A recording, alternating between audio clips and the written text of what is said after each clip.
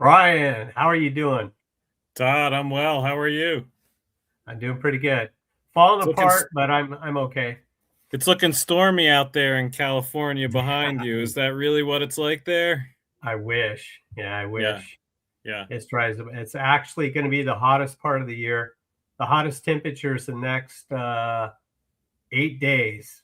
Every Mm, day between 107, 108, and that's the hottest it's been all year. And that's normal, but it's not yeah. normal that it starts in August. So Okay. it's kind of weird. So, like I've been Well, saying for months now, El Nino's got something up her sleeve or his sleeve, yeah. and yeah, they have not yet stopped talking about the impact on California or the West Coast. So that tells me that something's coming. So we'll see. Mm.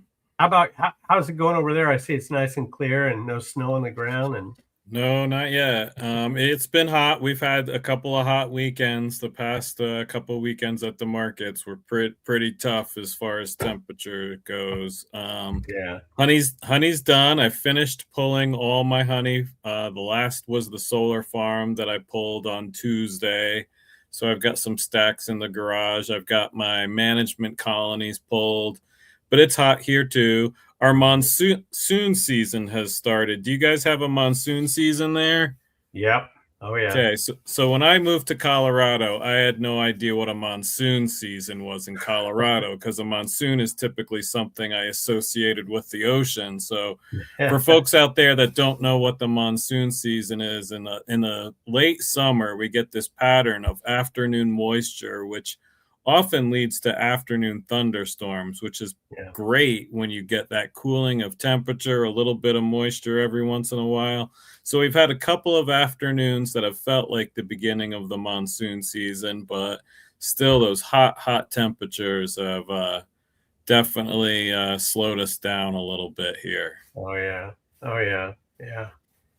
Yeah, I can't wait for fall and winter. Although I don't know how much water we're gonna have. So let me tell you how bad it is over here. You guys know that I probably don't have a drop of honey in my boxes right now.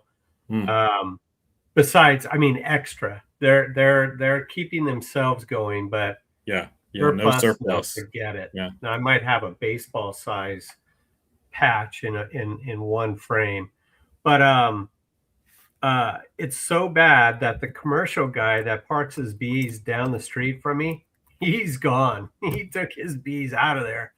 yeah. So there's no summer honey in my area right now. And I'm still waiting on blue curl. So we'll see what happens. Hopefully it materializes. I see, Bryan, by the way, I see that you're commenting as me. Yeah, is that okay? I have no idea what's going on there. Yeah, I'm just saying hi to people in the chats, and it's coming Yeah. up as Loma Vista. So that hey Charlie, that was me typing in. So it might be Todd, it might be me in the comments. Hey, You know, never you know know. the drought. We're dealing with drought stuff here all year, all summer too.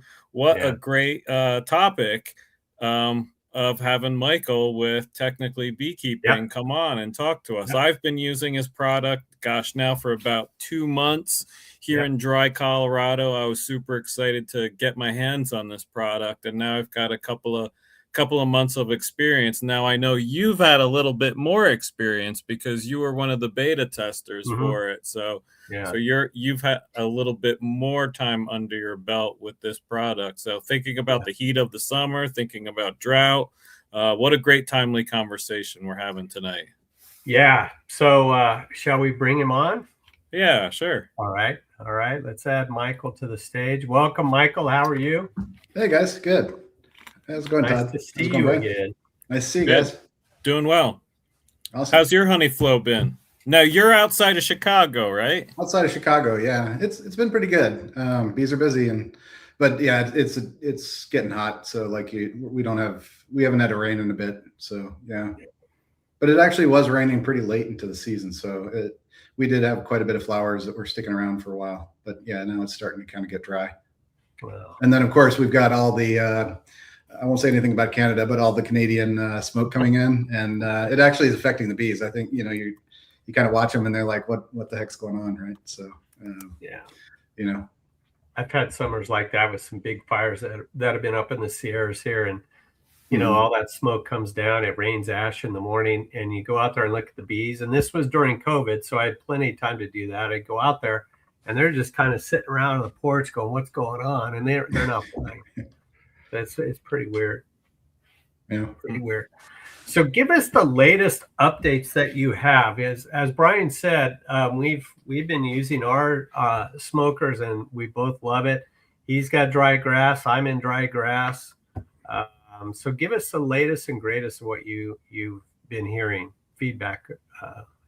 Feedback wise, yeah. So I've been getting a lot of feedback on. I did a survey with the Kickstarters, and I got about 121 as of yesterday. People that responded to the survey.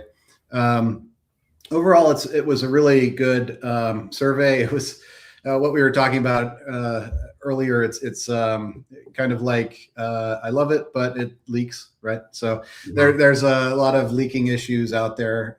They go from sort of mid to from like almost not leaking at all, or not leaking to the point that people can't use it. So I've ended up replacing the tanks on people's that they just can't use it. They when it becomes a paperweight, it's like, okay, I'm going to fix that one.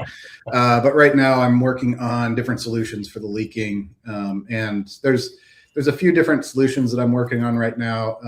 I've got a new nozzle that's coming to probably about 3 weeks. I'm expecting the nozzles. So I've got like 2,000 of them ordered. And so I'll end up getting those and I'll be distributing them to people that are having the leaking issue, right?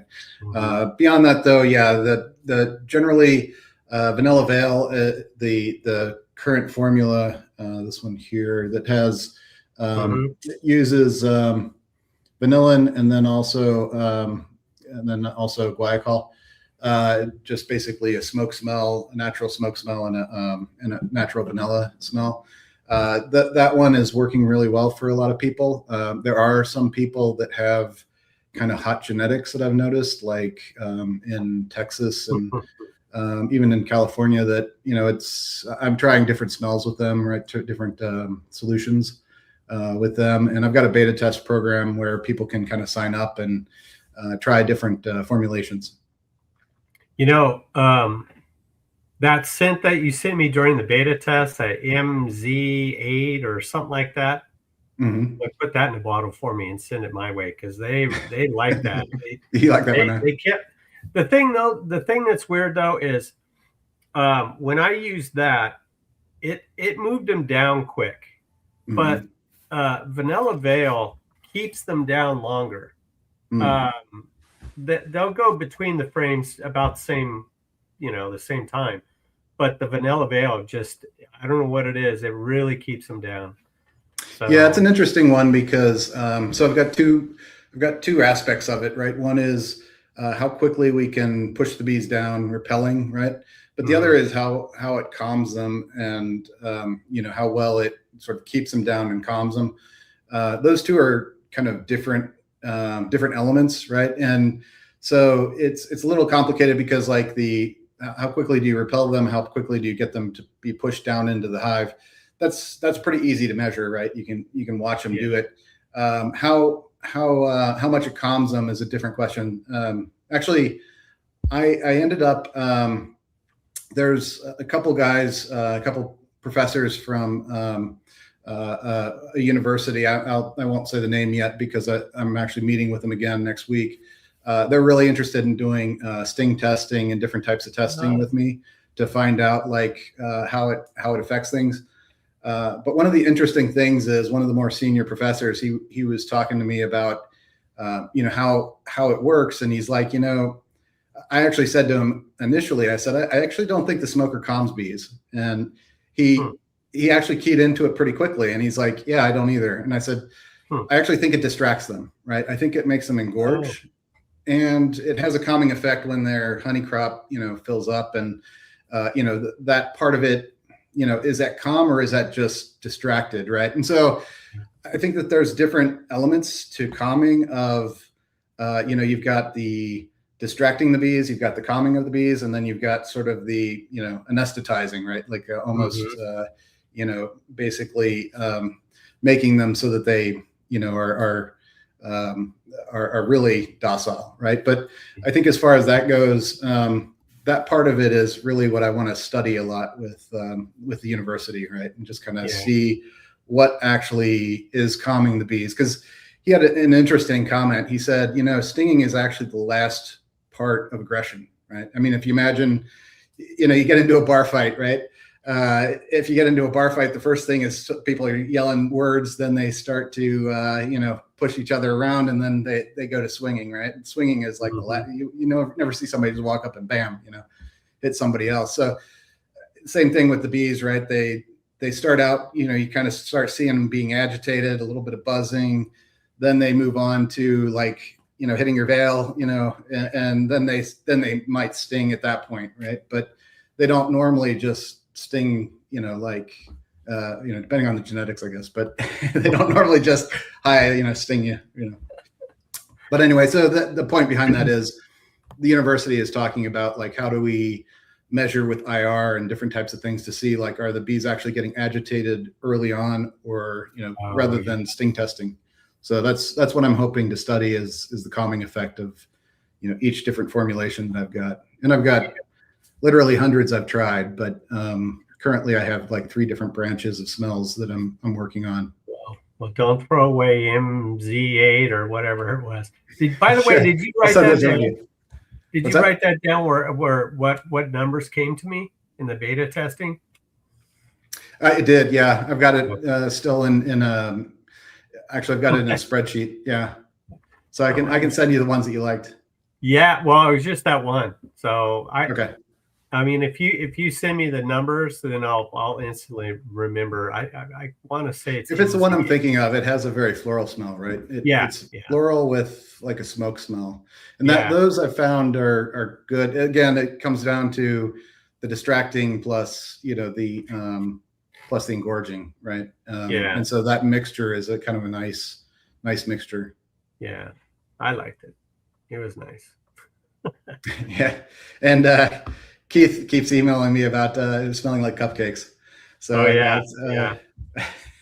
I don't mind it. I really don't mind it at all. It's better than smell like a campfire. Walking around smelling like a campfire. I think it's. But nice. I do have one that has a very smoky smell to it too, and I'm kind of curious because that was one of the interesting pieces of feedback that I didn't expect. Was people said I like not smelling like smoke after working with the bees, right? And I didn't think about that as an element that people would really. And sometimes it's hard to get off your hands. It takes a while, a lot of washings before it goes away. So yeah, that's true. Yeah. So Michael, you've had the initial launch. How many of your products have you gotten into people's hands, and then how many people are still waiting that have been interested in your product? Yeah, so I have 450 out in the wild, and so basically I had the Kickstarter, and then after that I sold about 81 in June as a pre-order. Yeah. Honestly, I'll never do a pre-order again, just because I always feel like a jerk because people are like, hey, I need to go inspect my bees, and I don't have the smoker yet, and when am I going to get it? And so people were very excited about it, but at the same time, you're taking money before you give somebody value, so it kind of felt kind of yuck.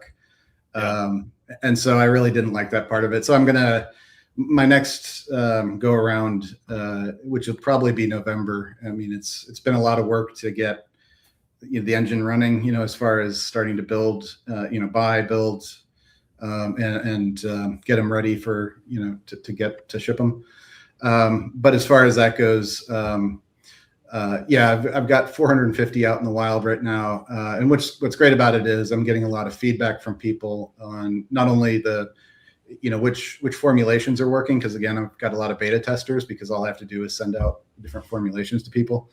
But beyond that, I'm also getting a lot of feedback on how the device is working. And there's been a couple of problems that we've had where we didn't see it in beta testing, but when you have 450, you start seeing some of these sort of more random issues. Like we had a couple that had trigger issues where the trigger just stopped working, right? And so we're looking into why is that happening, so we can fix it. The nice thing is with the next run around, we'll be putting all these different fixes into that, so that the next round will be even more robust and better than even the V1, and all those things will also be backward compatible, meaning like we'll be able to also upgrade some of the the ones that you guys bought. Well, I got mine about 2 months ago. I used my regular smoker for the first time the other day, only because my battery ran out on the Tech Bee smoker. And that was the first time the battery had run out in the 2 months that I had used it. So to get a sense, I run about 100 colonies, not very hot colonies. So I rarely use smoke when I'm working colonies, but here and there. So I've loved it. I think it's super durable. It's very comfortable in the hand. It's not heavy. It stands very nice with the battery. Like as far as the form and function goes, it's really nice. I've dropped it a couple of times and had this piece go flying. I can't find the sweet spot, but that part goes flying separate. It separates from it, and I pick it up thinking it's going to be busted, and they're fine. So it's a very durable product, and I'm not saying you should throw it around, but I've dropped it a couple of times and it's been okay. I know Charlie's got one as well. How are you feeling about yours, Charlie? I love it. I mean, I use the Milwaukee, just a straight stick, not the bigger one with the foot on it. Yeah, and just like that. And like my hive's right there behind me there. I'll just take and lay it over there on the opposite hive if I need it. And I'm not a big smoke user, but nice. I bought 2 vials of smoke. I've emptied the one. I used half of it. I only filled the thing up with just half of the fuel. And when I was let's see, what was I doing? I was harvesting honey and trying to push bees down. I used pretty much that half of a vial in there, and now I've took the rest of it and put it in the tank, and I still got it in the tank. Now, one thing I wanted to bring up, and it was a question amongst myself, Todd and Bryan, and then I typed it out on a comment on one of the videos, and you told me what to look for, and I want everybody else to know is that when you pull the trigger and you're just constantly giving them a smoke, it will shut the machine down, which is a safety. Because I looked on the back, you said the 4 little lights in the back will sit there and flash at you, and that's a safety thing. Now you said the tip would get hot. Is that what that was for? Or something? No, it's because the coil, you can't run the coil indefinitely, because it'll overheat, and so you could potentially damage the coil. So it's a safety feature to make sure you don't damage the equipment. That is one of the things that I'll end up looking into in time. Maybe I'll make a pro version for like removal specialists that want to just put this into a wall and just like keep running it for minutes at a time type of thing. Well, I mean, for me, sometimes I don't know what the time. What's the downtime cycle on that? Do you know? The timeout is about a minute. So if you run it for that long, then it'll actually stop for I think it's like 3 seconds. It's not very long. I mean, you could keep running it, which again, like you don't want it to get too hot. So that was part of it. Is it's probably a bit overcautious in some ways, but I just wanted to make sure, because I was telling somebody, I actually was showing this at the Midwest Bee Expo, and I handed it to a 10-year-old boy, right? I should have never done that before, right? I should have never done that. And the kid looks at his sister and he's like, spraying her in the face. And then he's like running around, doing this for like, and then it stops because he's running it too long. No, that would be the only complaint that I have, is I wish it would not time out. I'll call it. It would produce smoke for a little bit longer. Yeah. We could half a definitely do minute, it for maybe longer. maybe a 2-minute period or something like that. If you have to protect that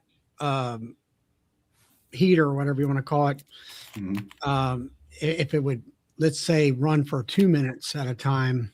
Yeah. And so you're saying, what is it, about a minute? Yeah, about that. I don't even think it runs that long. A minute. I don't know.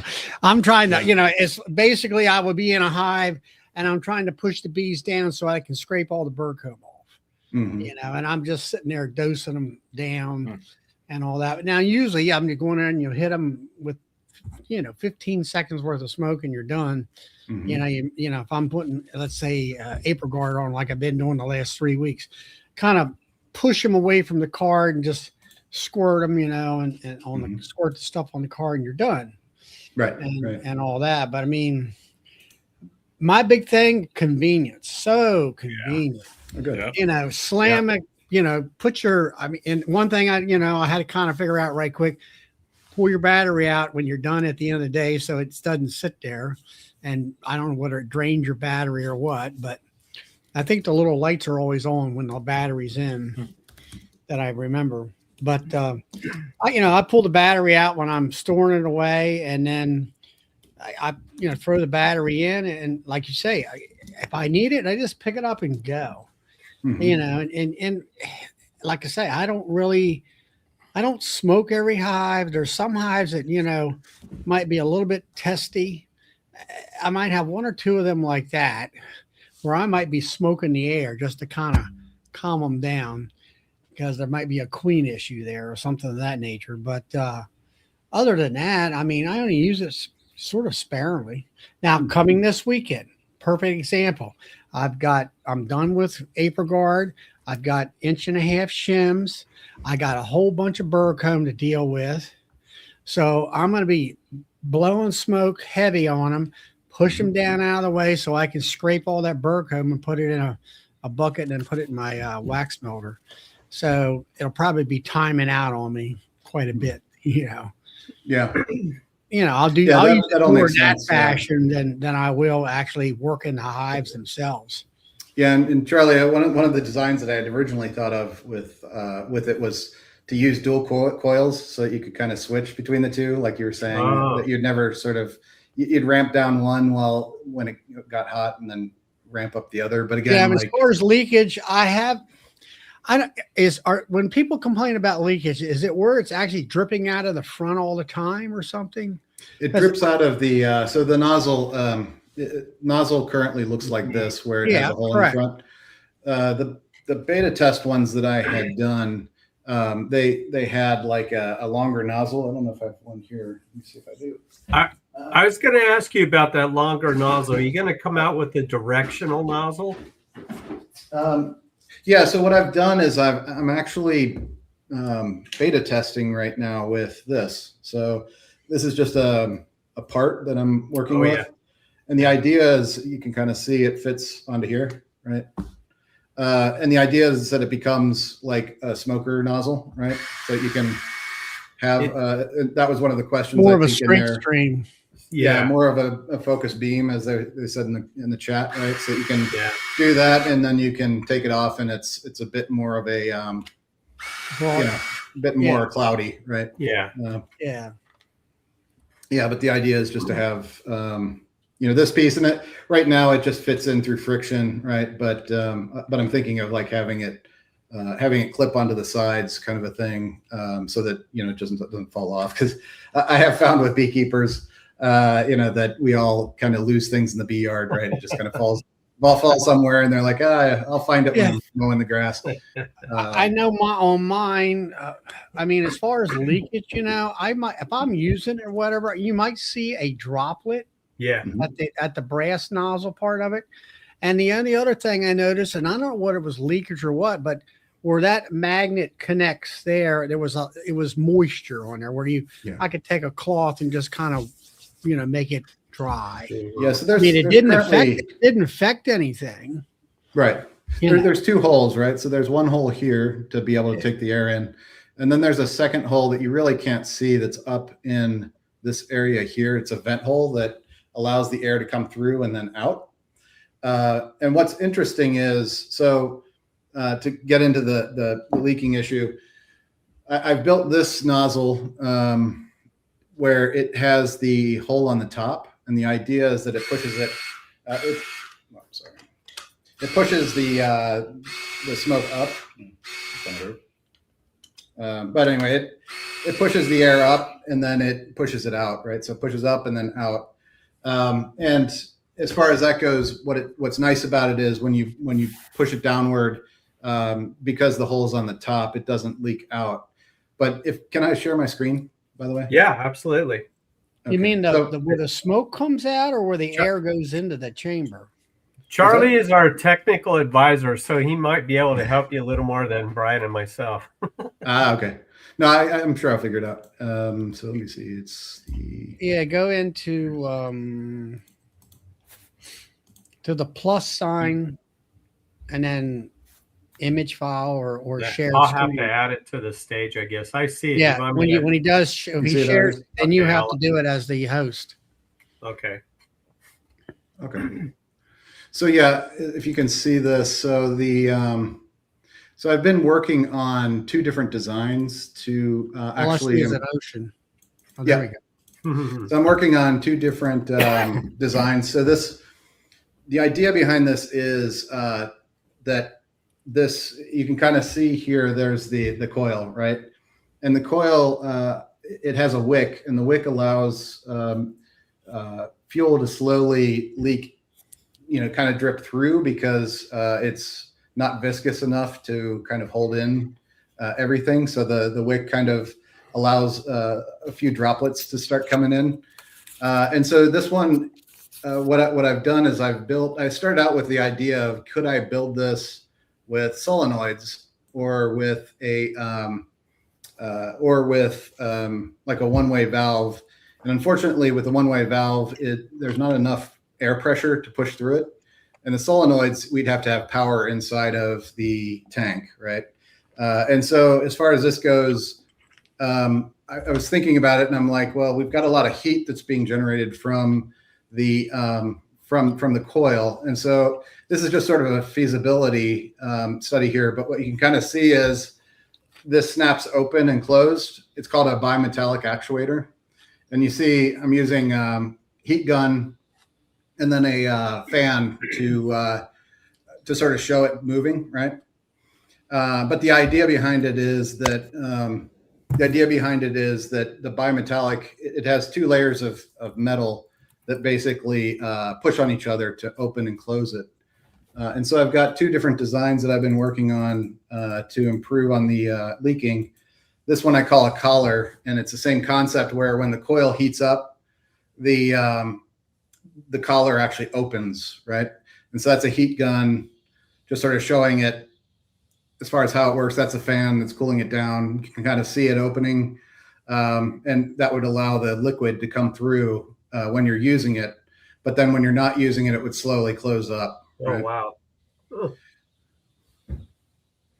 Oh, that's crazy. And so the idea is to enclose the whole thing when it's not in use, and then when it heats up, it just opens up like a flower, right? Wow. Interesting. That makes sense. I know that's might be a little confusing as far as how that works, but does that make sense? Yeah, I see that. Before we go any farther, I saved a couple questions, and Bryan had put it up. But so this is a request, or just a suggestion. I don't.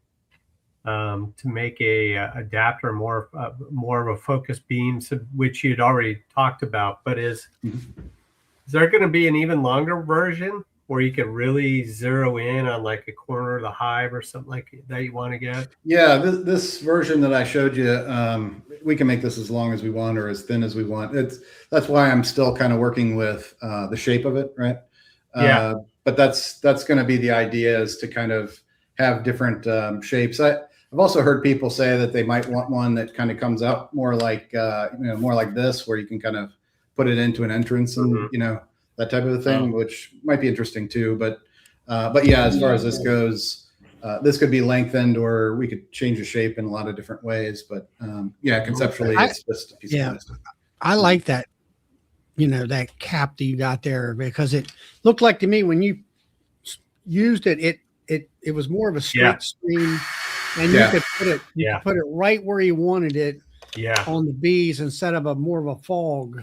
Mm-hmm. Yeah, and that's an interesting piece, because when I started with this, it was like, when you see people with a really hot smoker, it oftentimes is a cloud, right? It just kind of comes out like, but you can also kind of puff it in a way where you kind of focus it, right? Where you're really pushing it hard, and it's kind of, going in a straight line more than more of a, puffy cloud, right? And if it's that more control straight, over the bellows, you've got more condensed, heavier smoke condensity or density, onto the bee. So maybe that'll push the bees down even more or quicker. Yeah.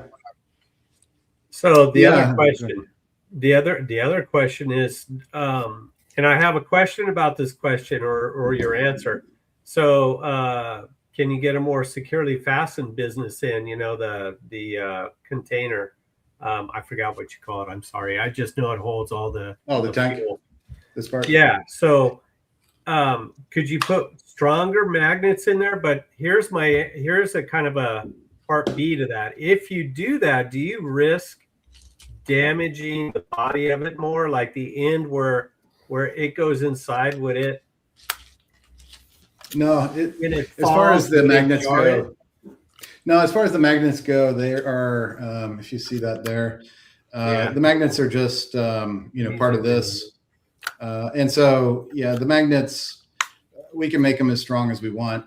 I actually intentionally made them kind of the strength that they are, because I was a little worried, maybe older ladies, for example, might have a little bit of trouble if it's too tough. I do find that some people will put this into a pocket, right? And then with the pocket, it'll kind of pull out, that sometimes does happen. That's the next thing. We need a holster. Yeah. I'm serious. If I could have a belt with a holster on it where I can just stick it on my side, because I got pockets and all that, but they're full of stuff. They're either if you have a belt, you can or queen clips, or if you have a belt, you can just put it on your belt, right? With the magnet. Yeah, but you got to remember something. I'm wearing a jacket. That belt doesn't work when when your jacket is over top of your belt. Yeah, if you have a long jacket, it'll you kind of pull it up and then put it on, right?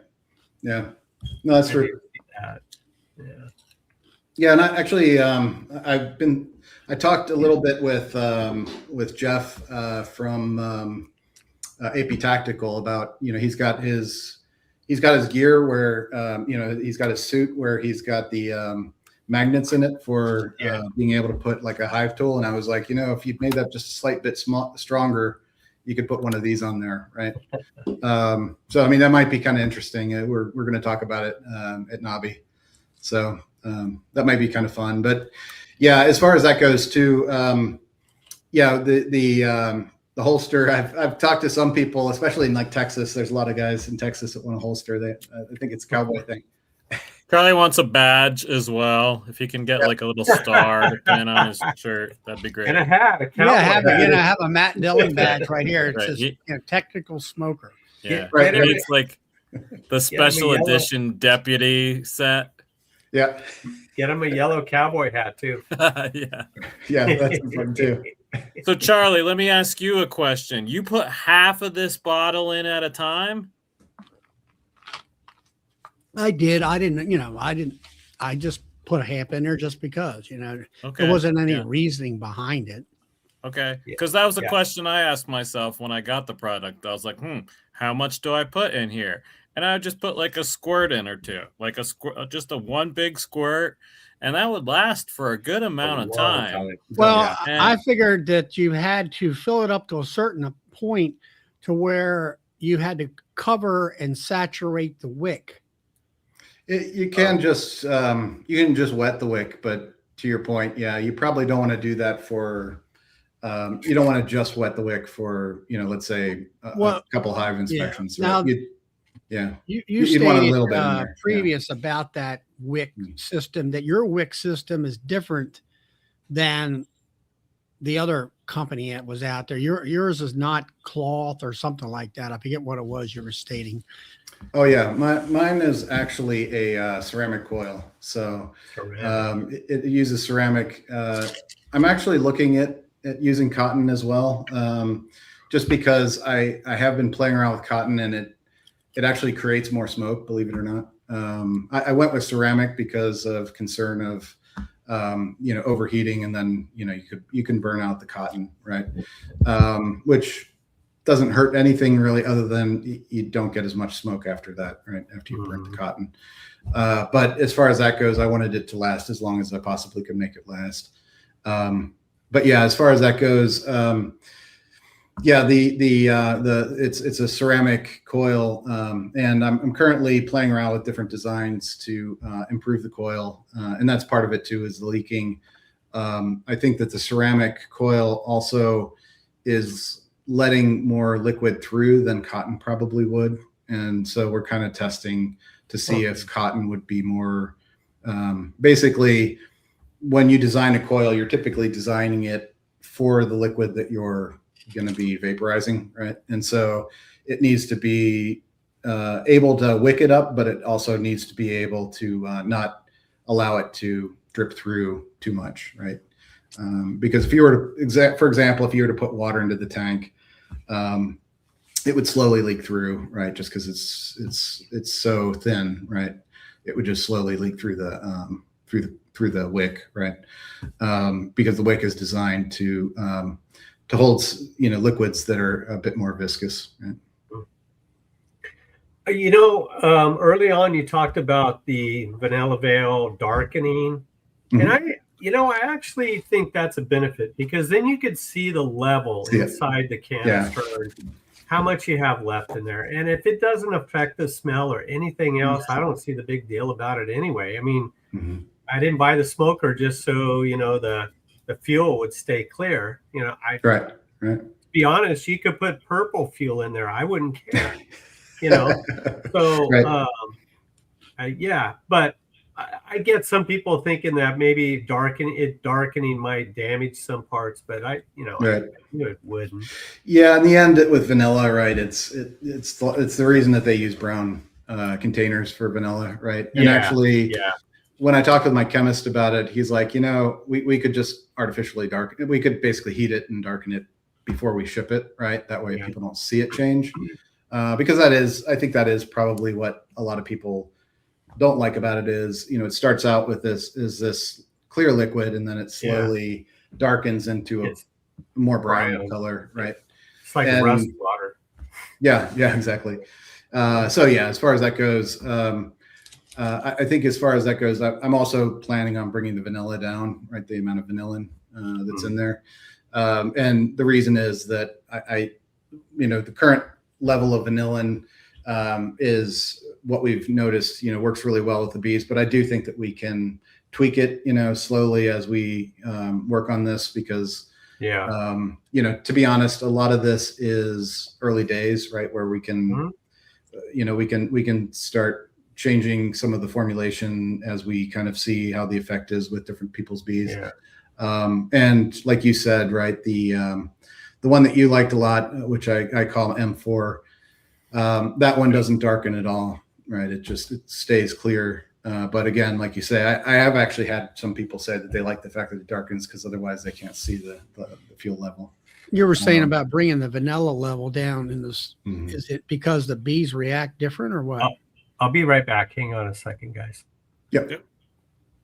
Yeah, so currently there's two smells that are in the formulation. So if you look at the ingredients on the bottle, they're really hard to see.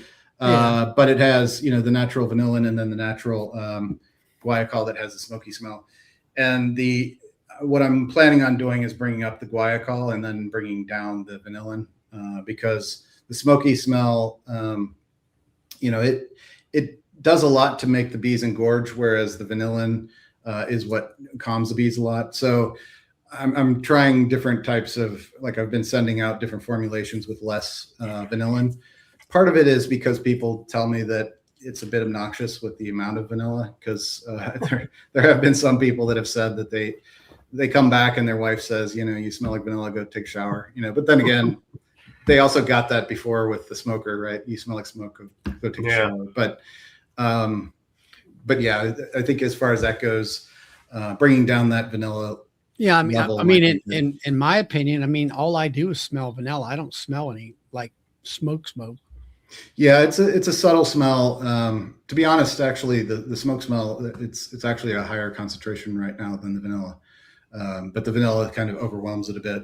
But the bees have a very strong olfactory, sense, so they can smell things that we don't. But yeah, that's why I'm thinking bringing the two down to a different level, because again, I get a lot of people who say I love it, it smells better than smoke, and then I get a small percentage that are like, well, the vanilla is a bit overwhelming, right? It's a bit much, right? And so I think by bringing that down a bit, it would be more appealing to most people. Well, let's face it, you can't please everybody. Yeah, kind of hit a happy medium amongst everybody, and as long as the main thing is don't mess it up to where it doesn't work well. Right. And another thing you can do, if you have a couple different formulas that are good, you can offer up 2 or 3 to your customers so they can then choose which one they like best. So that's what I'm thinking too. Yeah, I've had some that have like very heavy floral smell to it, and some people, especially people that don't like strong smells, it repels them. Right? It's kind of interesting. There's one of the things that repels bees amazingly well is even better than vanilla veil. Even is there's an extract that I found, a component of black licorice, right? And it moves bees amazingly well. It smells nice to me. I don't know if Todd, I don't know if you did that as a beta tester, if I sent you one of the black licorice smells, but it works beautifully on the bees. It moves them real great. Calming, not so much. I mean, it calms them, but not as much as vanilla veil. So we'd have to mix it with other smells to do the calming element. But what was funny is, I had so many beta testers that were like, I said, which one worked the best? And they were like, I said, which one do you want? And they would tell me which one they wanted. And it was not the black licorice smell. And I'd say, well, which one worked the best? And they said, well, the black licorice worked the best, but I don't like the smell of black licorice. And so I'm like, okay. That would be like peppermint oil. I use that spray, but a friend of mine uses vanilla because he likes vanilla better than peppermint. Yeah. And if it's like honeybee gone. Like I love the smell of honeybee gone, but there's some people that are just like, oh my God, it smells horrible. It's like a bitter almond oil. It's real sweet. Yeah, that's what I use. I like the smell of it, but yeah, a lot of people are like, better than that. What's it? That stuff. It smells like puke. Yeah. Oh yeah. That's Bigo. Is it Bigo? Yeah, Bigo. Yeah. And it's a form of acid actually. It's a butyric acid. It's butyric acid. Yeah, butyric acid. Yeah. Butyric so, acid. I think I asked you this the last time you were on the show. Maybe it was the first time we had you on. Mm-hmm. Did you, through the beta testing, did you find out that certain smells work better in certain regions?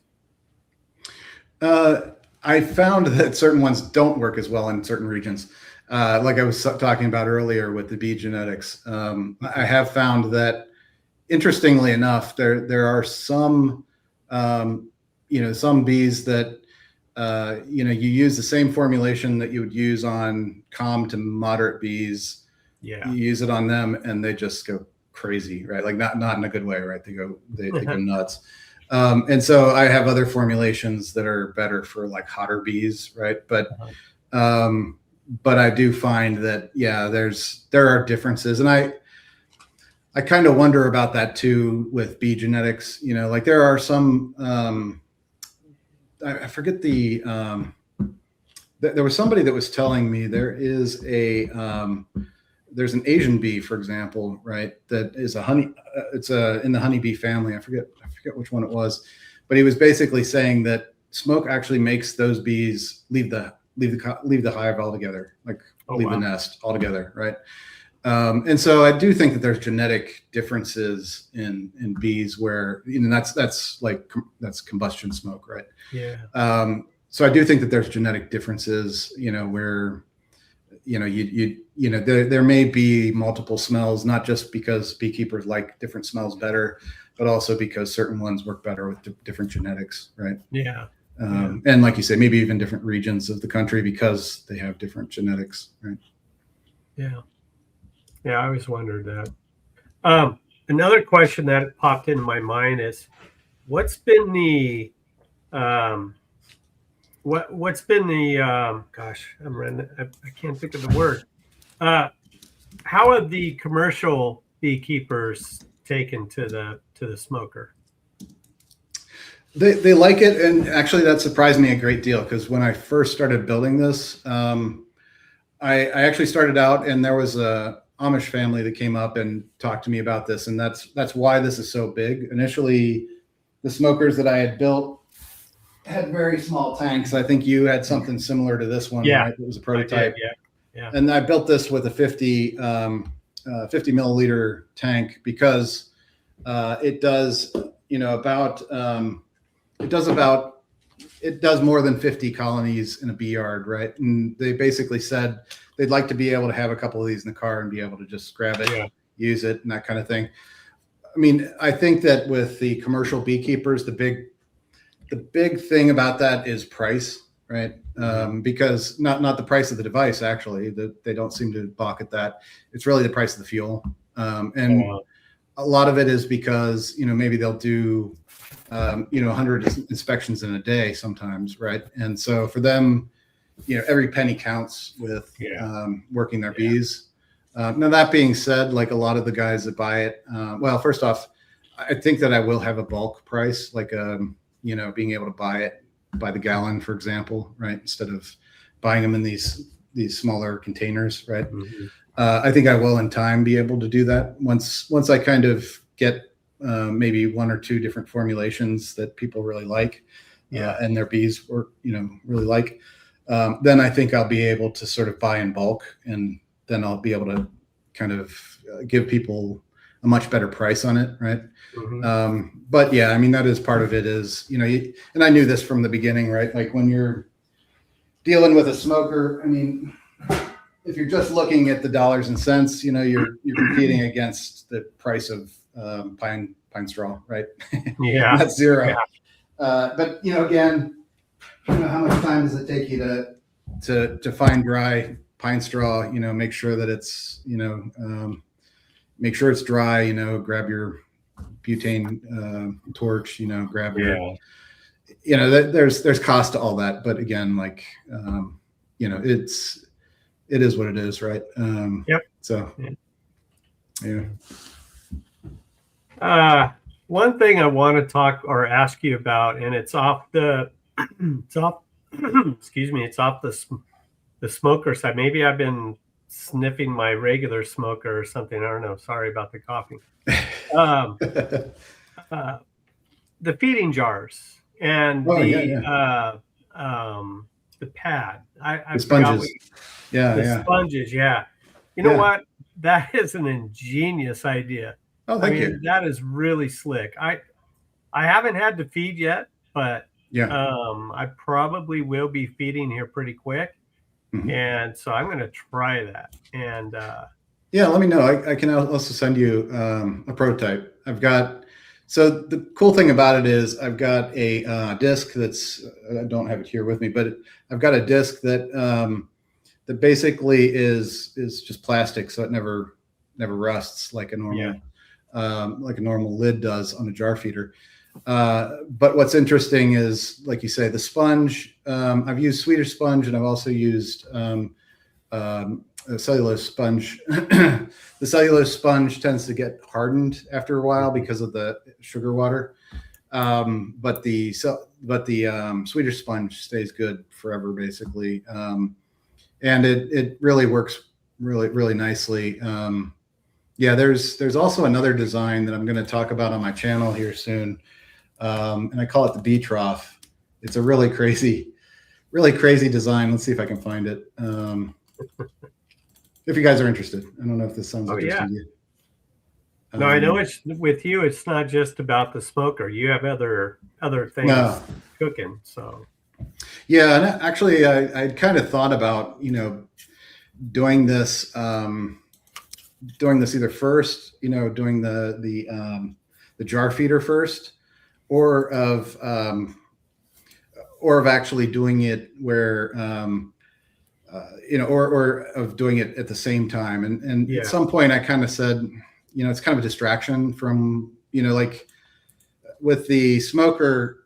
To be honest, I figured at some point somebody's going to come up with a bee smoker. I'd rather get it out there, why you can, yeah. get innovating on it before, because people, I've had quite a few people that say, oh, you beat me to it. It's like, it's one of those I things. was one of those, remember, Oh, yeah. when I first came to you. I said, wait a minute, I was thinking about that during COVID, with the little vape pens. And if there was a way I could make pine needle oil. Yeah. So this is what I call a bee trough. And what's crazy about it is, so you kind of see here that I've got these lids, right? And there are some that have sponges, and then there are some that don't have the sponges, right? And they're just plastic lids. So I designed these lids to just be rust proof, and then also with the sponges. But what's interesting is that when you get pressure buildup in the hive, because of the inside of the jar, because of the heat difference, it actually starts to push the liquid out, regardless of what you do. It's the same with with when you have the traditional smoker. And so what I did is I thought, how do I solve that problem? And I looked at a chicken feeder, right? And so with the chicken feeder, I decided to make something that looks kind of like this, where the bee comes in and feeds from the inside of the jar, right? Mm-hmm. And what's nice about that is the liquid can go up and down, but it doesn't, come into the hive. And so I've been building this one, and you can kind of see here. You can kind of see the principle here. This is a straw that just has a hole in it. Yeah. And you can kind of see how it stops once it gets past the hole, right? Yeah. And so what I've done is and you can kind of see it here even with this one. But what was kind of cool about it is, let's see, the bee goes in, but here you kind of see it in action with the bees actually feeding from it. Let's see. Let me get back here. Yeah, So you can kind of see them there. Ideas. And I've also found that if you sandwich between the two, that same sponge, that it'll end up soaking it up, and then the bees can feed off of the sponge in the same way with this, right? So anyway, it's been kind of a fun thing to play around with, just to see how do you make it so that you don't get any drips at all? Because really, when you think about it, when you look at a hive, let me stop sharing. Oh, okay. Sorry. No, that's my own fault. Yeah. So, but when you think of how a hive works, when they normally do a feeder in the middle of a hive, it's really probably one of the worst places to possibly put a feeder, right? A jar feeder, mm-hmm. because the brood is typically, right underneath it. Right. And so you've got all this potential dripping that happens from a conventional jar feeder, right? When it heats up, it starts to push the liquid through, and then it starts to fall into the hive onto the frames. That's something I've seen with a lot of the cameras that I've built to kind of see what's going on. And yeah, it's been interesting because, like I say, it's been a fun experiment. But I don't know. Have you had it where it propylizes the holes? You take a regular tin lid, that's got 10 holes in it or whatever. You flip it up, it's fine. But you come back a week later and they propylize, and then you got to take a paper clip or something and go in there and open the holes up. Yeah, originally I built it out of silicone because I thought that same thing. How do I make it so they can't do that? What's interesting is they can't climb on silicone upside down almost at all, right? So they end up falling off of that, which is kind of counterproductive. So I ended up using plastic, and the plastic they do sometimes purplize it. Now with the sponge, they can't purplize it, right? Because there's no holes to purplize. They can't get to the holes to purplize them, right? Yeah. Is there anything? How do I say this? Is there anything coming out that you haven't really talked? I mean, is there something that you can talk about but not talk about? If you know what I mean. I mean, is there what's next product wise with you? And if you can speak to it, go ahead, I guess. I don't know how to use that question. Instead of saying, spill the beans. Right. I think for the foreseeable future, I'll focus on the smoker and kind of the different elements of the smoker. I think the jar feeder, like I was talking about, I might just try it on Amazon and see if people find it interesting to buy those. In time. Yeah. But yeah, right now it's a lot of focus on, perfecting the smoker and everything. Yeah. Bryan, with yours, did you find it was good for a left-hander? No difference. I don't know. It seems ambidextrous to me. Tried to make it that way, but yeah. I always like to get feedback from because obviously it has that grip that it should be the same on either side, but you never know if it feels weird to somebody that I've tried to make it where it's the same on both sides. But, it feels totally natural. One question I do have is maintenance. Mine's all propolized up and everything, and I know I can clean that off. But is there any sort of regular maintenance you recommend? Yeah, so I actually, with the plastic, there's two things that I did. One is I made sure to make it where it's not rigid, not ridged, right? So that you can clean this up pretty well. But the other thing is I used a plastic that you can use isopropyl alcohol on. And the idea is to just be able to wipe it down with a cloth with alcohol, just like you would with your hive tool or whatever else. Because I kind of felt like with beekeepers, right, we're always working with alcohol for mite washes, for our hive tools. And so I wanted to make sure that the plastic itself, there's different plastics that could discolor if you put alcohol on it. I made sure that this was an ABS plastic that was, able to kind of handle alcohol, right? So yeah, you can just wash it off with that. I am actually looking at, let's see if I've got one here. I'm actually looking at like a silicone sleeve to put over this. Where you'd be able to, or maybe it's something that you'd adhese onto here, right? So that they have gun grips that do that, right? Where you can, on a gun, you can put removable silicone, sleeves on here. And so I've been thinking about that is like, could I make something that's disposable where you put it on and off, or maybe I put it where it's made out of silicone, and that is much easier to clean than plastics, right? And honey and propolis don't. That's the reason that I went with the silicone, trigger. I've had a few people that said that it's a little hard to push on more than a normal trigger. But when I first started with this, this kind of a trigger gets gunk in between, the trigger and here. And so I built this to be, this trigger to be silicone, and then also to be embedded in here so that it doesn't. Well, I haven't had any problems with the trigger. I haven't had it time out on me yet either. I haven't used it to the point where it's timed out like Charlie's described as well. So that hasn't been an issue for me.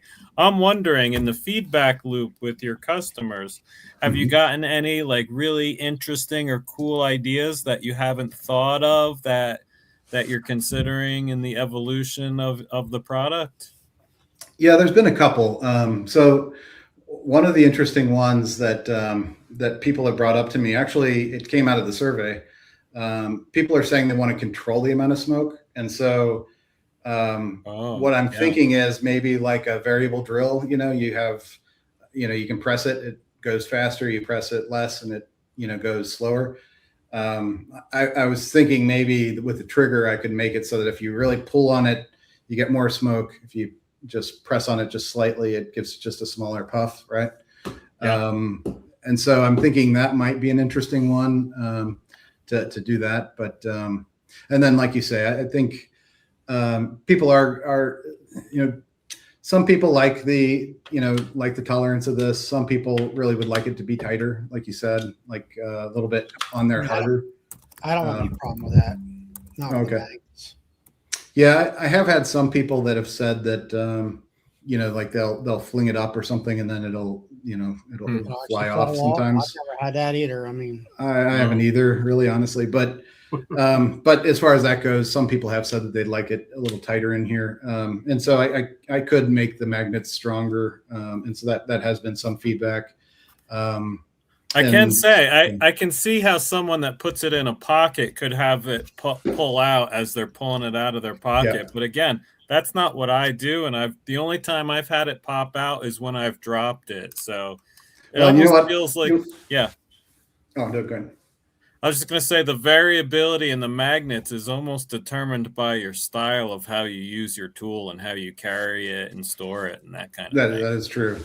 Yeah, and honestly, one of the funny things is ever since I've built this, I've wanted to make a trigger guard for this so that I can just swing it around like a cowboy. But because it's magnetic, that doesn't work, right? Yeah. So that is the one thing that I'm like, I wish I would have put a clip on it instead. But actually, what you were talking about of this fell, right, and it impacted, right, and then this flew off. Yeah. That's by design, right? So it's kind of like a car crumpling, right? You need to put the power somewhere when you have this big impact. And so rather than using a clip on this, which would absorb the entire impact in the whole design, it pushes it apart, and a lot of the force goes into this guy flowing or flying away, right? And so it's kind of designed for impact, so that I wouldn't do it on concrete a whole lot, but it's I wouldn't do that with your drill either, right? But in general, like it's built to take that impact and then disperse the force, right? And that makes a lot of sense. Yeah. Now, is there a maintenance to this part as well? I know there's sometimes changing the coil, but as far as just regular maintenance, is there anything else you need to do here? No, it's basically refueling and changing the coil. To your point, that was also part of the reason that I didn't do a clip, is because clips wear out in time, right? Whereas magnets are magnets, right? Yep. They never wear out. But as far as the maintenance goes, it's just basically replacing the coil, and I've tried to make the coil last as long as I possibly can. But I think that's a part of it. There was also a mention in there about their fuel not lasting as long as they'd like it to. I'm not sure the person's name just because it's E.L. something. That's Elizabeth. Elizabeth. Yeah. So as far as Elizabeth's comment, I actually think that a lot of like you were saying, the fuel actually, when it's not leaking, right, it lasts for a really long time. I think a lot of it has to do with as it drips out, you're kind of like, oh, it uses a lot of fuel. But I think the reality is once we've gotten the leaking under control, you'll find that it really, the fuel lasts for a really long time. But that's a piece of it, though, I think is, it's that leaking piece, right? That it just, when it's leaking out, obviously. And that was one of the interesting things with the survey, right? Is I thought that the main thing people would be annoyed at with the leaking would be that it gets on their car seats, it gets on their clothes, it gets on, and that actually didn't seem to be their main complaint. Their main complaint was, I don't want to pay for more fuel if I don't have to, so it feels wasteful to watch my fuel go bye-bye, right? And so again, like I'm taking that very seriously, the leaking, and that's number one priority over everything else, is to get this thing as leak proof as I possibly can. And yeah, I'll be honest, Michael, as a Kickstarter supporter, that's part of what I know I'm getting into as I'm getting in the, like not a first iteration of a product, but a first iteration of the product on the market. I get that it's not going to be perfect, and I'm excited about helping you improve your product to get it to as perfect as it can be, because living out west, I see the huge need for a product like that. Todd and I get it. Charlie's using it mostly for convenient, but I use it as something that I see as a safety issue. I go to management colonies where I have rich people that I'm taking care of their bees, and they're happy that I have this product. I got to go for a second. I got someone that's picking up bees at my door, so I'll be right back. Nice. Wow. So to pick up on what Bryan was saying, another thing that's not really mentioned that much besides of like fire danger, outside is fire danger inside. So people that do cutouts, this is ideal. I mean, you take, you're going to have a vanilla smell in your house for a few days, but that's not unpleasant. Not as bad, and it's better than burning a house down, so. Yeah, I don't know if I told you the story where Yappy Bee Man, Travis, he was talking to me at North American Bee Expo, and he said, Michael, I just took bees out of a cathedral, and if I had burnt that place down, not only would I lose my business, but I'd actually probably go to hell, right? So I was like, yeah, that makes sense. But yeah, as far as that goes, lighting up a fire in somebody's house, that's not the right way to go. No bueno. And also, I think just the smoke smell, it lasts for a long period of time. Yeah. So I've met a lot of bee removal people that are really, they're really interesting. Kind of when you're saying about, what's the next product, I think focusing the product on different problems that people have is really kind of interesting to me. Like, one of the guys that I met at Midwest Bee Expo, he's a guy in California, and most of his business is going to just utility boxes. And the utility boxes are always the same size, and the bees just love to make their, I guess that would be considered a nest, right? But to sort of nest in them, right? And so as far as that goes, he has to pop them open, but they're oftentimes Africanized or really hot bees in California, right? And so he has to cordon off the entire area, to make sure people, stay away. And so one of the things that he was saying is like having a device that would help to, calm them, that's not, fire, and also, be able to use it year round, would be really cool. And like I say, there's certain things where you're like, well, okay, that utility box is always the same size. Could you build something that's specific for, removing bees out of that? It's just an interesting problem to solve, right? So kind of gets my brain moving. I was thinking here, like where we had. Hey, Charlie, your mic is low. I turned it off. What about winter storage? Like, when it gets here in wintertime, it's freezing, something like that. Right now, I got a little box out there in the back of my pickup truck, and I pull my battery out, stick it over here on the box, and then I make sure that the wick or the nozzle is sticking straight up so it doesn't leak, like you said in your suggestion. So come wintertime, when I'm really not going to be in the hives that much, should I bring it in the house and just keep a warm environment?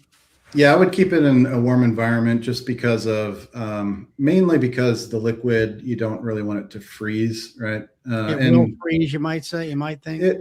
Well, it depends on where you are. In Chicago, maybe, but not. Definitely not where Todd is. But as far as that goes, but I'm around Baltimore, so we can get down to 32. We can get down to 20 degrees at night in the wintertime. Yeah, it wouldn't freeze with that, but I would bring it inside over the winter. And actually, in the manual, there is information about like storing it long term. But yeah, the best way to store it is actually upside down. Believe it or not, like even between inspections, storing it kind of like that, kind of like this, right? Where it's sitting. I keep that on the gun, and I just have the nozzle sticking straight up. Yeah, because there is a hole back here, and if you store it this way, depending on how much fuel you have in here, it can actually leak into. Well, maybe onto that's the why gun. I got a little bit of moisture where the magnets Probably were. is. Yeah. Yeah. What it was. Yeah, if you store it like this, right? That's how I store it, like that. Yeah, there is a hole that's a vent hole in here, and if pressure builds up, it can kind of get There was onto here. there was moisture right in there. Yeah. Yeah. So the best way is when you're done with it, just pull it off, put it down like this, and that way the wick is the liquid, even if it's filled to the top, it's there. There's only two holes on this, right? One is on this side and one's on this side. It's always going to be under this level, and this is airproof. This is waterproof, right? So you basically end up with it being just kind of leak proof when you set it down like this. Now, that being said, once we do some of these improvements, I'm hoping you don't have to do that, right? But yeah, it's like you say, Brian. I appreciate your generosity on that. Just that, I mean, it is a V1 product, but I mean, at the same time, I would like it to be as good of a V1 product as possible. So yeah, so our next version, we're trying to improve those pieces, the leaking, some of those other elements that people have said is really, and I would say actually that tends to be 99% of the complaints, and the feedback, right, is just the leaking, right? People outside of the leaking, I think most people are pretty cool with all the other pieces, right? But there's also some of the early versions. We actually we had bought different washers for this, and we didn't realize with the old washers that we built for these, we never had to do this. But the new washers, we actually had to sand them down before gluing them on. And so there have been a handful of them that have come off when they used a magnet with it, which makes you feel like it's a bad build quality. But actually, it was just we didn't realize what we didn't realize at the time of sanding down these before putting them on there. But what the next version is going to have is I built it now where you can put a screw in here, and we'll screw these on, right? You see that screw hole? Mm-hmm. Yeah. We'll actually screw these on instead of gluing them, so that you don't have these coming off, right? Elizabeth is wondering about Africanized bees and a special formulation. Yeah, I actually am trying to find as many people as I can that have really hot bees to try it out with the caveat of have a hot smoker next to you, right? Because obviously the beta tests that we did were mostly European, just pure Europeanized bees, right? But as far as that goes, yeah, that's actually I was talking earlier about the university that I'm working with. They actually have a guy in Puerto Rico that's just 100% Africanized bees, and he's been looking for any kind of solution he can find. And so I'm like, well, if I send him a smoker, can he try some different? And they're like, yeah, cool. Oh, Jeremy, you need to send one to Jeremy out there in Yeah. Texas. My That's God, the one in my you talk mind. about hot bees. That guy's got some terrible bees. Yeah. Is that one of those where he's just ignoring it because He's it's covered up with bees? plenty of honey? Bees. It's a Granado honey is his bee channel. Granado honey, yes. Yeah, Oh, really? look at it. I mean, every time I see it, I'm like, oh Lord, how can you stand working them kind of bees? I couldn't do it. I had one beta tester in Texas that she took a picture of her husband, and it was a woman named April, and her husband had bees like all the way around here. Actually, it was around his mouth. They were like clustered around his mouth. And like the guy in California that removes bees, he was saying that actually the bees will actually shoot venom through his veil and try and get into his eyes, right? And so, yeah, I mean, it's when you talk about certain hot bees, it's almost like, yeah, it's almost a different animal, you know. Have you seen that bee channel? Well, it's a YouTube channel. The I don't know what it's called, but they're Africanized bee hunters in Arizona, and they take out the colonies. They eradicate them. Oh yeah, I mean it goes from 0 to 1,000 in like 3 seconds, and they don't even touch. They're just walking around, not even touching or getting near the hive or where it's at, and they just boil out. I mean, it's crazy. You should give that guy one and let him test smoke. Yeah, absolutely. Yeah, it's interesting because, and I was talking to some people about this the other day. There's an interesting study from the 60s where a professor went to Africa to study how they do bees, right? Yeah. And they actually put chicken feathers and human hair and then like puff balls. And what it does is it's a horrible mix. It's highly toxic, right? But they put it into their smokers and they burn it, and it actually anesthetizes the bees. And so what was interesting is the guy I was talking to is he knows a heck of a lot about this subject. He was like, yeah, you know why? It's because all bees in Africa are Africanized, right? And so like you kind of have to, in some ways anesthetize them. But the interesting thing with the study was after the bees would basically pass out, they'd come back to, and they actually measured the lifespan of the bee, and it didn't affect them, which was kind of interesting. So anyway, it's just a sort of a side note, but it was kind of an interesting study that I thought, that's, obviously you wouldn't use what's in that mix because it's highly toxic, but it kind of makes you wonder, like, I know bee labs, oftentimes they'll knock out bees with CO2, right, in the contained space. If it's a safety risk, it might be an interesting thing to study, is like, can you safely that's what they use for angry bees that way. Artificial insemination too. They knock the queen out with CO2. They knock the queen out, with CO2. Yeah. All right, guys, I gotta run. It's getting late for me. Yeah, so, Charlie. Good talking to you, man. Thanks for jumping on, Charlie. And everybody that's in the chat tonight, tomorrow I will start at 8:30 Eastern Standard Time. I've got hay to bale, and it was just to be me and my son, so I want to try to help him get everything in before dark. So a half hour late. Half hour later. Okay. I expect a hearty tractor talk, Charlie. Well, we got this, last Friday was just me and him. We put to 1,100 bales in the barn. Now he put. Save it for tomorrow. Yeah. All right. We'll catch y'all later. See you, Charlie. Good night, Charlie. Yeah. Take it easy, man. Whoa, what the heck is this? I guess my advice for anyone out there that lives with Africanized bees, and you probably know this better than I do, there's only so much you can do to an extent. So whatever formulation's going to be the best, Africanized bees are going to be Africanized bees. They're not going to magically turn into kittens just because Michael found the correct formulation. No, at best you're going to, as we were talking about with distraction, I think at best you're going to distract them.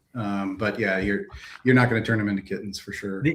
These guys, they actually use spray adhesive. Just they spray it in the air to knock them down. Yeah. And then there's something else. I can't remember. There's something else they spray in the nest to kill them. Perethrin or whatever it is. Yeah, the guy that removes them out of utility boxes, he did say that sometimes he has to euthanize them just because they're just so nasty, right? These guys do. That's all they do. It's terrible. I mean, you watch one of their videos and you'll be holy cow. Yeah, you can't. Yeah, you can't go out there with your zipper undone. No. You're gonna have a bad day. They have special gloves and they, tape everything up. And they talked about marking, like you were saying. They'll spray it or try to spray it through the mesh. Yeah. But what they do is they'll mark. The people that, like the landowners that happen upon them, if they're in an old tire or something out some old farm. if they get stung up, they get marked. So anytime, and it's 3 days, I think they said 3 days, you walk out of the house for those 3 days, and you have a bullseye on your back. Wow. And they'll smell you out and attack you. Yeah. So no, the amazing thing with Africanized bees that I've learned is just how far they'll chase you, right? It's insane, right? But yeah, a couple guys I was talking to from Texas, and I'm sure there's people listening that are like, Michael's in Chicago, what does he know?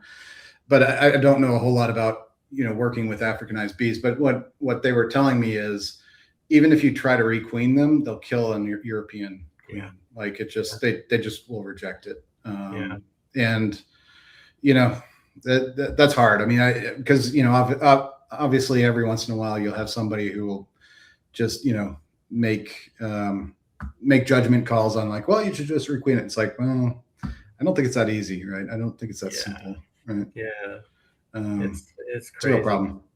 There, to go back to a conversation we had earlier, I hope Country Roads is still on there. We were talking about lids, so or not lids, the feeders. Oh, with feeders, yeah. The foam insert. What I have found is if you leave it in there too long with something like foam, they'll start to pick at it, right? So the foam can end up. It also can end up kind of solidifying. So far, I've found the best materials have been fleece, believe it or not. You kind of have to pull it tight. And then as far as that goes, and the bees really like walking on it. It's really so one of the things I didn't mention is with the jar feeder, right? Part of the reason that I started to experiment with this was just because I was curious why bees didn't feed from certain holes, and also why, what the best shape of the holes were and the different sizes. And what I found was with metal lids, the bees wouldn't actually go out on the lid because it was too hard for them to hold on, because bees have claws and then they also have kind of suction. It's not as suctiony as a lot of insects have. It's more like a gland that it's more like a sweat gland that they're able to kind of hold on with. And so it's not a very good suction, right? So if they don't have something that they can use their claws on, then they don't have a whole lot of attraction. And so what I found was with the metal, they would kind of go out on it like glass, right? And then they'd hold on to the other holes while they were drinking from another hole. And as far as that goes, then when you use cloth or when you use a sponge, they're able to walk on it really nicely, and they really like going out on it, right? The videos that you had of the cameras inside the hive looking up at the jar feeders, those were so interesting and so eye-opening. I mean, they revealed a lot of behavior at night you're not going to see. So it was really a cool video. Yeah, there's let me see if I can find it here. There was a beta tester for it that helped me out a great deal with it, but I'll show you if I can get to it. Let's see. No, maybe not. I might have lost it, but let's see if I can search for it.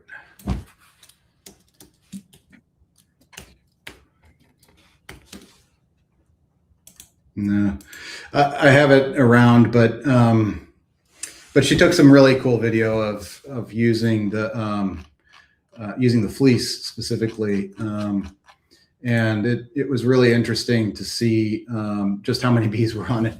It was pretty impressive. Let me see if I can find it here real quick. If it's still, yeah, sorry, I'm just searching real quick. Oh, that's all right. See if we can get it. All of a sudden, I'm seeing comments about me from Clay. I don't know what you're talking about, Clay.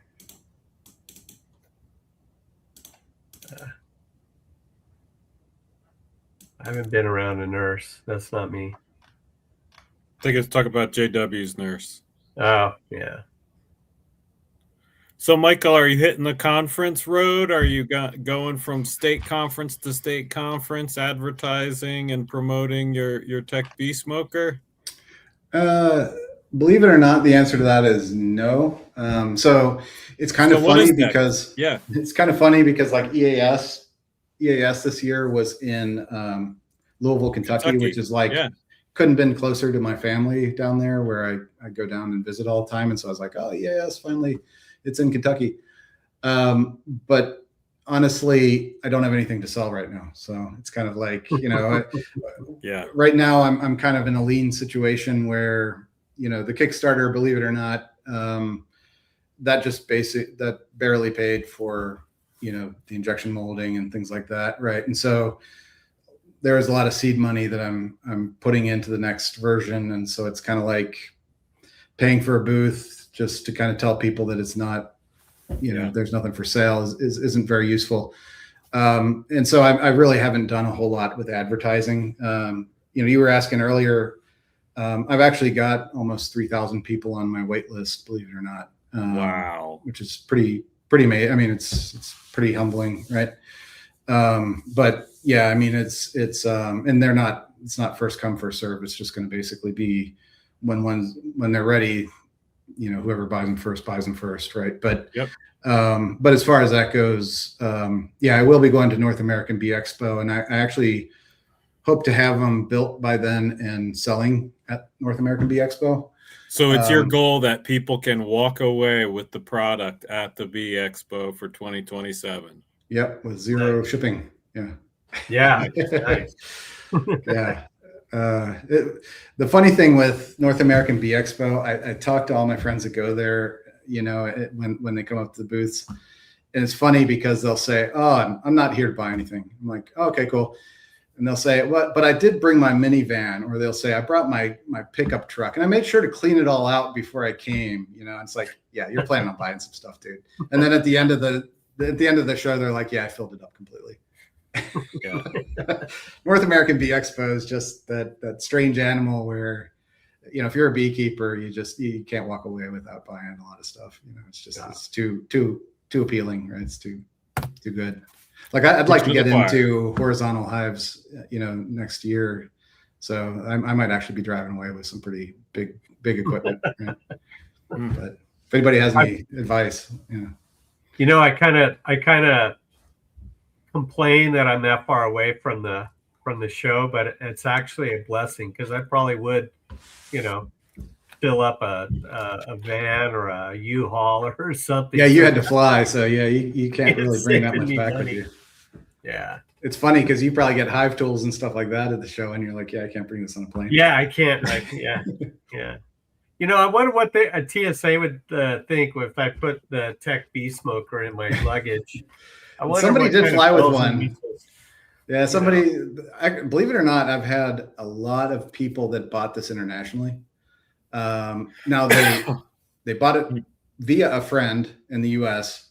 Yeah. And they had it shipped to that friend, and then that friend shipped it to but that friend ended up shipping it internationally to them. And I'm like, wow, that's amazing that you would do that. And like you were saying, Bryan, like for V1 product that has its warts, right? So it's impressive. It's really awe-inspiring. But a couple of them actually flew with it, right? They flew to the United States, and they were visiting some friends, and then they took it back home. And I was like, oh, I don't know how to do on a plane, right? Because it looks like a gun. But I guess people fly with drills. I don't know. Do you know if Lawrence got one from? What is it, Bryan? What's his channel, Bryan? Black Mountain Honey. Black Mountain. Yeah. Yeah. Actually, I told him I'd send him one before the season ends, and he's excited about it. It was funny because he actually said, "Oh yeah, I'd like to buy like 12 of them from you if that's okay. I'm just giving it out to my friends." And I'm like, I don't have 12. I can spare one.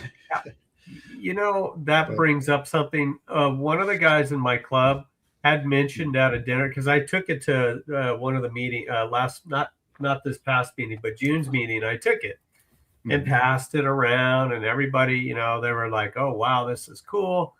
One of the guys in the club asked, "Well, does he give like club discounts? Like if we ordered 20 of them, would there be a club discount type thing?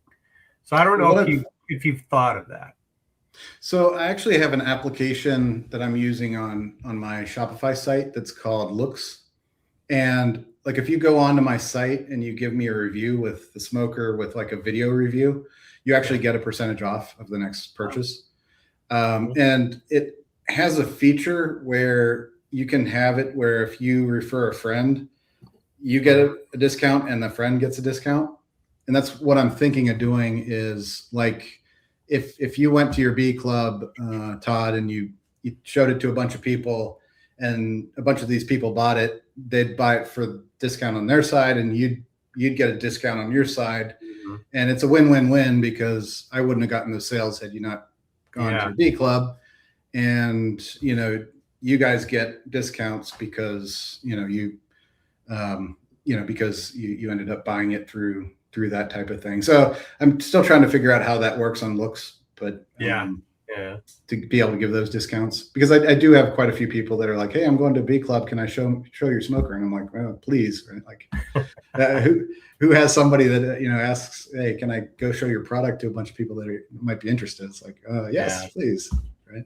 And you've seen Elizabeth's comment there. I echo that too. It's well, thank you, Elizabeth. Convenient. Yeah, it's thank so you. Convenient. Yeah, I gotta say, if your wait list is 3,000 long, it might be a little hard to wholesale. Like my as you asked that question, Todd, my next question would be like, what if you're a local store out there? What would that look like? And we're talking like a year or two down the line for that to be a possibility. Is that right? I think so. Yeah, actually. Wow.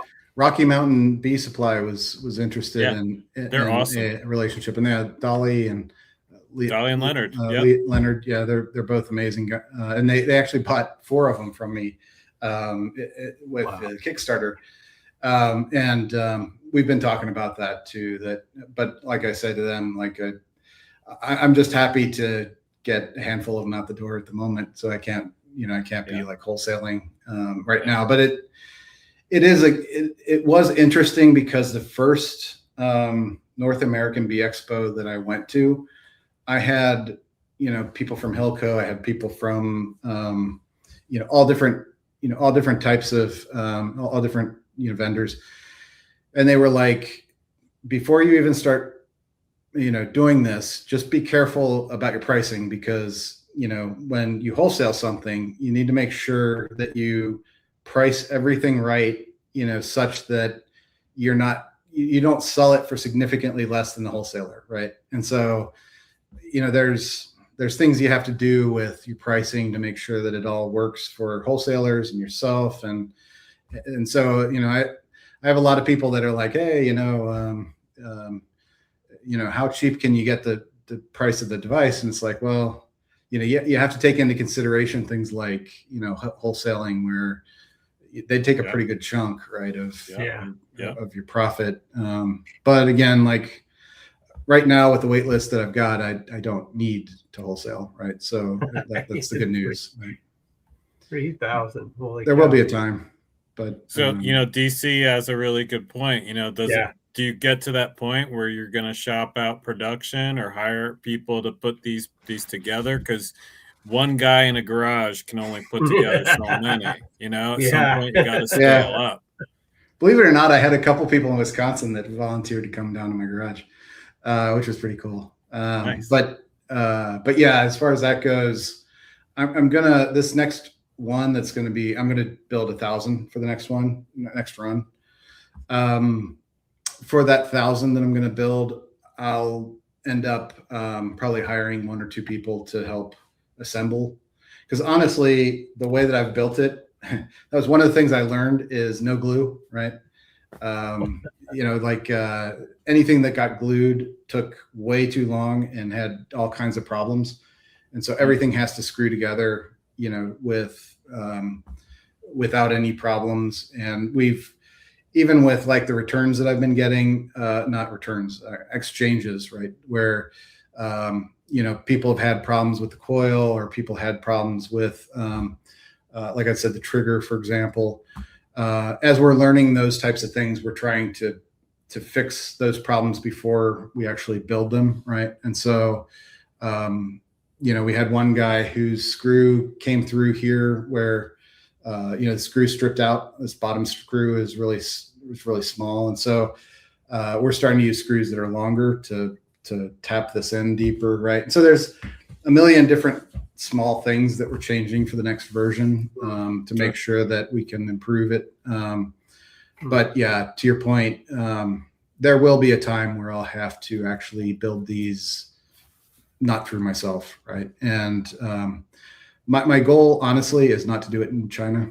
It's to do it in the United States. That being said, it's hard because, like the PCB, the board, for example, I could get it done in the United States, but honestly, every component that goes on the board, where it's built in China, right? So yeah, you buy all these components. Basically, you go with a US company and they buy all these components from China, and then they basically just solder it on for seems like everything 5 times as much, right? I think everything's built there. Yeah. So that's kind of my goal, though, is like the injection molding. I'd like to get to a point where I can bring my tool over to the United States. There's a place up in Wisconsin that can do it, but again, they're 4 times as expensive. So yeah, I'm trying to do it kind of slowly, pull as much as I can to the US. And the tariffs haven't helped, I'll tell you that. Like regardless of what you think politics, I'm not trying to get in politics, but yeah, the tariffs have been rough on me, right? Because everything gets shipped over is just charged back to me, right? So sure. Yeah, it gets expensive, and I'd rather, again, like everybody that I'm selling to is in the US. I plan that to be the case for a while. Why am I shipping it halfway across the world? It's kind of a crazy model, right? But it's how they do business. But I'd like to get to a point where we're building it all in the US in time. Mm-hmm. All the fuel is built in the US, but is made in the US. But yeah, and sourced in the US. Actually, I got an interesting video. I went up to a company up in Wisconsin. They do pyrolysis where they make smoke liquid, and so they make some really pure, good stuff in this big reactor. It was really cool to see. Like it, if you ever seen big machines, it's crazy because they've got these 20-foot tanks, and they've got this huge reactor that's you can actually put your hand on it, even though it's burning at like 1,000 degrees. It's crazy, but it creates smoke liquid. And I'm trying to find out, with beta testers, what kind of wood smells the bees react to better, right? Like burnt wood, like actually from fire, where you basically take the carcinogens out through rectification, right? So you filter it to get all the carcinogens out, and then it's basically exactly what you have in your smoker, right? Minus the cancer-causing materials, right? And so that's been one of the things I've been playing around with. And this company up in Wisconsin, they use beechwood, they use cedar, they use all different types. And so I'm trying to find the mixture that the bees react to the best with that. That would be, I have a formulation that I'm trying to build. It's kind of my it's kind of one of my favorite ones to work on, but it's basically going to be called firepower, which is like basically taking all the components that are in the smoker and having a very smoky smell that the bees react to. And I'll continue to do the vanilla veil. And there's that other one that you were talking about, Todd, that's very floral. I call that one flower power. And that's the smoke and the floral smell. That one I'll continue to do as well. But I think I'll probably, in the short to long term, I'll probably have 3 different varieties. Nice. Yeah. Nice. Because I do find that there's a lot of people that like the smoke smell, and they just want a smoker that doesn't burn their house down or burn their field down. Unfortunately, this company that I'm working with, they can't do pine because it gunks up all their system, and actually they don't get a whole lot out of it, right? That makes sense, because a regular smoker, that pine soot really clogs up Clogs it. whatever the spout. Yeah, Mhm. it's bad, the buildup. Yeah. Yeah. Anyway, but yeah, Well, I'll do a video on that too. It was really kind of cool to see. You know, it's like these big machines. It's amazing. yeah, yeah. Well, it is getting late on your side of the world, Michael, so maybe we should start wrapping this up a little bit. All right, guys. Well, thank you for having me. I really appreciate it, guys. Yeah. And you said you'll be at the Bee Expo and the Midwest Expo as well? Yep, I've already registered for them. Haven't paid for them yet. Don't tell them that yet. But yeah, I actually got approved for North American Bee Expo and both of them. But it was funny because they had an approval process where you send in your thing, and then like a week later, Nabi came back and approved you or didn't approve you. Yeah. And I got the approval, and I was kind of like, because I'm in the booths, and I'm like, all over the place, and I'm like. Yeah, I can see them coming back and being like, yeah, we don't really want you there, Michael. You're smoking the hell out of people. So, yeah, I was very happy to see Nabi saying, yes, we'll take you. Yeah. I can't wait. I can't wait to see what hat you have in store for me this year. Oh, it'll be crazy. I know. And for me, I'll be interested to see how my bees respond as we go into a dearth and hit the fall and have that time of the year where bees are grouchy and cranky and defensive. It'll be interesting to see how their response to the product changes from that nectar flow to that time of the year. Yeah, Todd, you were asking about like the different places of the country, do you have different reactions? I've actually had a couple people, and you were asking Bryan, what have I learned from other people? Some people have mentioned to me that maybe it would make sense for me to have different fuels for different times of the year. Like, you've got maybe you'd have a different fuel for, when you're in dearth versus, early spring. An interesting thing, I was talking with Todd about I was talking with Tom about this. And what Tom was saying is, I was asking him natural or synthetic, like what kind of fuel would you prefer? Would you rather have natural or synthetic? If you could get synthetic cheaper, but natural is natural, right? And what he said is, well, it depends on if the honey supers are on, right? If the honey supers are on, maybe I want natural, but if they're not, then I'm okay with synthetic, right? Yeah. And anyway, it just brings up a lot of interesting questions where it's like, oh, okay, maybe you're cheaper when you're not dealing with honey, and you. But anyway, it's an interesting. That makes sense. Yeah. Yeah. Yeah. DCB says natural. I know there's more versions coming out from you as we go down the road, whether it's in the fuel or the Tex bee smoker itself, and I'm looking forward to it. I'm really interested in the nozzle though, where it's going to give me a more accurate spray where I can really, corner them, so to speak.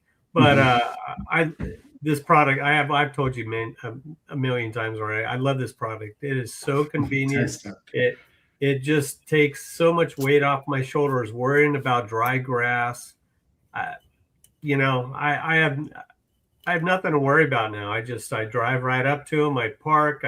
I awesome. Put my jacket on, get out. I don't spend 15 minutes properly lighting a smoker and getting it going and stuff. I'm already out there in, elbows in the bees, in 5 minutes. Yeah, it's interesting. There's a guy in the UK that has been using it, and I did a WhatsApp call with him, a video call with him the other day.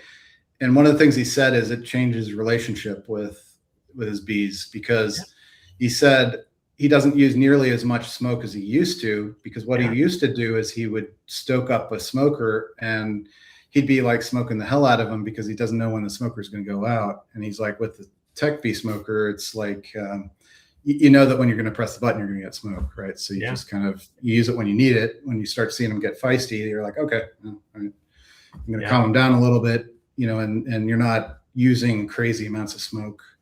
Because that's part of it too, is I actually think, especially beginner beekeepers oftentimes use too much smoke, right? Yeah. And it's not, like I said earlier, I don't actually think smoke calms the bees. I think it distracts them, and that's good. But there's actually an interesting study from the 50s where they measured the productivity of the bees after being smoked, and it takes about 4 hours before the bees actually get back to normal after being heavily smoked, right? And so, if you can use less smoke, it's better.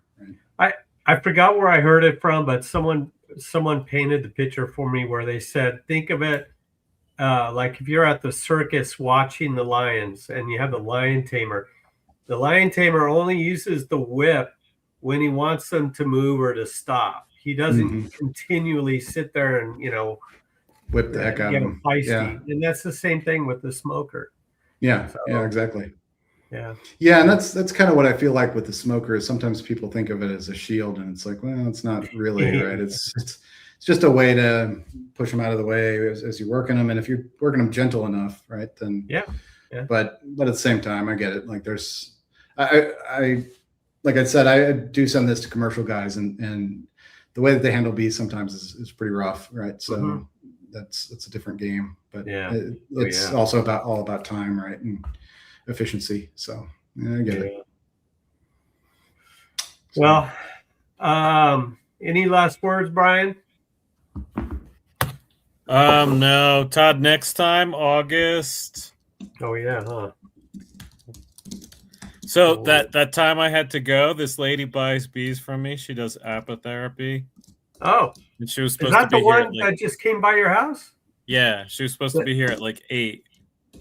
And then I was like, oh, I'm here. So sorry about that. August 13th, you good with that, Todd? Awesome. Yeah. Michael, thanks so much. I love being a part of the process of the journey. Oh, here was my question. I lost a question and then I just found it.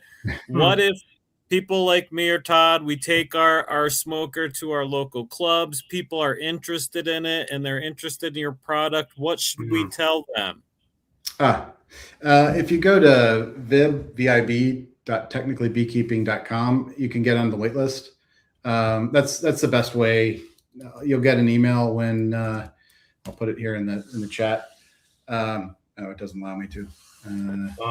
What is it? Oh, let me see. Let me try it. So just go to your website to get on a waiting list. Expect to wait till maybe January, realistically.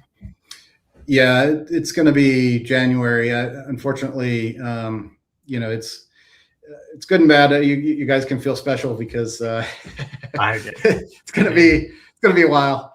But like I say, I think there's two pieces of it. One is a piece of e-commerce that I didn't realize, which is, e-commerce doesn't work like a hockey stick where you just sell. It's more like a stair function, right? Where you have to buy a lot of product, and that takes a lot of capital, and then you sell it, and then you have to buy maybe even more of it, right? Which takes more capital than what you even got, right? And you just keep kind of doing the stair step. And so my next stair step is going to be end of November, December is kind of what I'm shooting for, and then I'll be at Nobby with actual devices. I mean, I wish I wasn't losing out on this season, right? But at the same time, as I'd said before, like, I really want to make sure that I fix as much as I possibly can between now and that time with the things that people are finding, because as you said, right, like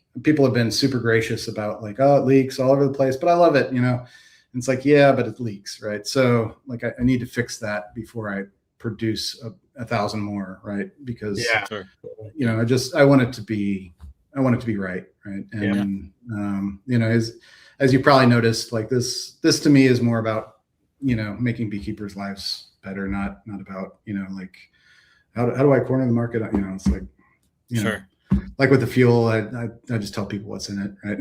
It's a bad business move, but it's like if you want to do your own or whatever, right? Like just do it. But as far as that goes, the next go around is going to be November, December, and I'll send out an email to that distribution group, to that mailing list, and then whoever can I'll try to send out like a, hey, on Monday I'm going to do it. I'm going to sell these, and people that can log in and do it, they can buy it then. Okay. Michael, say it again so I can type it, and then I'll put in the comments, and then I will put it on the screen so people that are watching the replay will have it. So it's VIP. VIB. So here, I'll actually share my screen. Oh yeah, let's do that. That'd be faster. So Because I want to make sure that everybody gets directed to that if that's they want to do. And so if you see here, vib.technicallybeekeeping.com, and that'll just bring you to, well, let's see. 1 minute. I don't know how to enlarge it. So there you go. Boom. Yeah. Yep. vib.technicallybeekeeping.com. Sorry, I tried to put it in the comments, but I guess it doesn't like URLs. But yeah, it's just if you go there, it'll bring you to the right sign up list, and it just asks you some basic questions. I used to ask all kinds of crazy questions, but just to get as much data as I could. But now it's like all I need is to be able to send people emails when something's ready, right? So well, I look forward to more of your success, because I think more of your success, I have a feeling, is going to allow us to gain more tools. So and that's always helpful to us. That was the cool thing about talking with the university, right? Because at first I was, they were they didn't know exactly what I was working on, and they were like, and then I started to explain what I was doing, and they were like, oh, you could even do treatments with that. You could do, you could do this, you could do that. And I'm like, oh, well, that's cool. But we didn't even cover that road. We didn't go down that fork in the road about treatments with so maybe for another night, for sure, we could talk about that, because I know, just knowing you, I know that's probably kind of somewhere in the picture, but way off, obviously. Yeah, I mean, I'm thinking about like I was saying, for removal professionals, maybe like an evacuation formulation, which means like getting bees out of spaces, like what Honeybee Gone does, Bee Gone, all that stuff. And then I'm also thinking about like treatments and things like that. Treatments, there's a lot of FDA work that you have to do for that. So that's probably a little bit more in distant future, but yeah. Sure it will be. Yeah. But I mean, again, like that's, people don't always understand when I say this, but I kind of consider this a platform, meaning like it's not just an inspection tool, right? It's a tool that you could use for all different types of uses with bees, right? Oh yeah. Absolutely. All right, guys. Well, sorry if I talked your ear off. I can talk about this for the last 2 weeks. This is awesome. Like, let me tell you, we've had so many great conversations with small business owner / inventor type people like you who are changing the industry. It's really cool to really kind of be a part of the change that's happening in the industry. I mean, it's exciting. Yeah. Well, thank you. Yeah. And it's, again, like it's been amazing to me that so many people are so excited about it, and that it's really bringing so much value to people's lives. That really, believe it or not, when I first started on this, I was trying to patent it. So I only showed it to a handful of friends that I had that were beekeepers. And believe it or not, they all said, yeah, I guess I could see how some people might like that. Right? I was like, oh, okay, well, and maybe it was because it was an early prototype, but I was kind of like, wow, okay, well, I guess, I probably showed it to half a dozen people, and they were just kind of like, yeah, I guess I could see how some people might find that useful. I'm like, wow, oh, okay. Well, good job sticking to it. We appreciate your tenacity. Yeah. So I appreciate, like, anytime that I hear somebody saying that they're getting, that they love it, and they, that they're enjoying it, it really brightens my day. Right on. Thanks, guys.